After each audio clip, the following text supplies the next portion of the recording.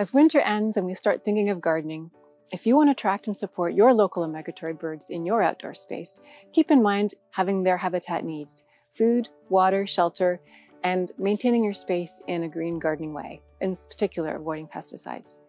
You can provide food by growing trees, shrubs, and perennials that offer fruit, nuts, and seeds that are so important for many of our birds. Native species are best because they have the right nutritional value that our birds need. Many birds also eat insects, and many more must have insects to feed their young.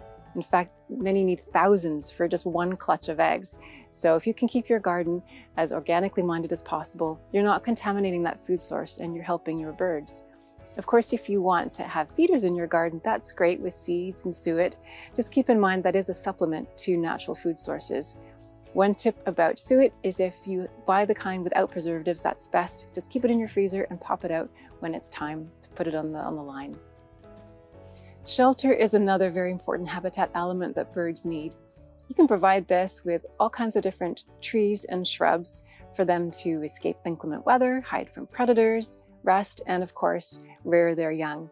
A lot of birds will do this along the branches, making nests along the edge of branches or the crooks of branches, but many also make holes in trunks of dead or dying trees called snags. So wherever it's possible to keep them standing where it's safe, it's best if you can do that to support our cavity nesting birds like chickadees and nuthatches. Another thing you can do for shelter is have dense vegetation. That allows them to feel safe where they're nesting. Water is the third habitat element that birds need. It's important that you have water in the warmer months when it's not frozen. Some people are tempted to have bird bath heaters, but that can cause problems because some birds are tempted to go in and they don't naturally need it in the wintertime anyhow. You can also have a recirculating stream or a pond with shallow edges. And remember that if you do have water in a shallow dish, it's important to change it often in the warmer months. Of course, now you've attracted birds to your garden, it's important to maintain the space in a safe way for them. So where possible, avoid pesticides so you keep them and their food sources safe. If you want to attract the northern cardinal to your property, they're typically found in the easterly, southerly portion of Canada. Try planting some native shrubs such as dogwoods and winterberries, mulberries. They'll attract them for the food. They'll also be great for nesting. Anything dense and shrubby is a good spot for them for nesting. Northern cardinals will also eat grasses and sedge seeds. They'll eat insects and spiders. And if you want to have them at your feeder, encourage them with black sunflower seeds. If you want to support black-capped chickadees in your property, and keep in mind they're found across most of the country, then you can have food sources for them that support insects and spiders, which is what they predominantly eat. They will also eat fruit from native shrubs, and they do eat seeds too. So if you want to have them at your feeder, they'll often go to the sunflower seeds and peanuts. For nesting purposes, they do nest in cavities in dead or dying trees, also called snags. So if you have any of those on your property, do leave them up where it's safe to do so, and you'll help support a number of cavity nesting birds, including the chickadee.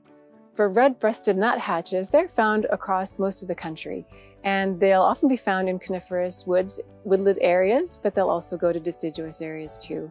You can support them with food in the fact that they eat insects and spiders, and they'll be gleaning them off of trees. They also eat seeds, coniferous seeds. So if you have a bird feeder, you can also give them sunflower seeds, and sometimes they come to suet as well.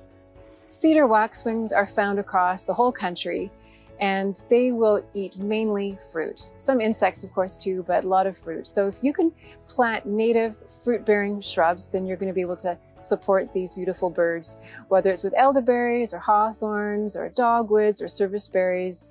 They'll come to your home for that.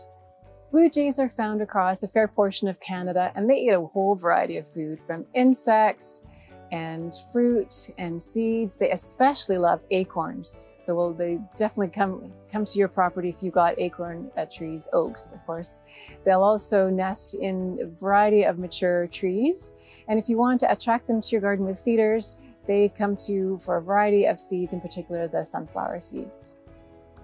If you want more information on these and other ideas for supporting birds and other wildlife on your property, check out the Canadian Wildlife Federation's Gardening for Wildlife program at canadianwildlifefederation.ca, where you'll find out about how to certify your property's wildlife-friendly habitat, get access to resources like webinars and native plant encyclopedias, and other great things.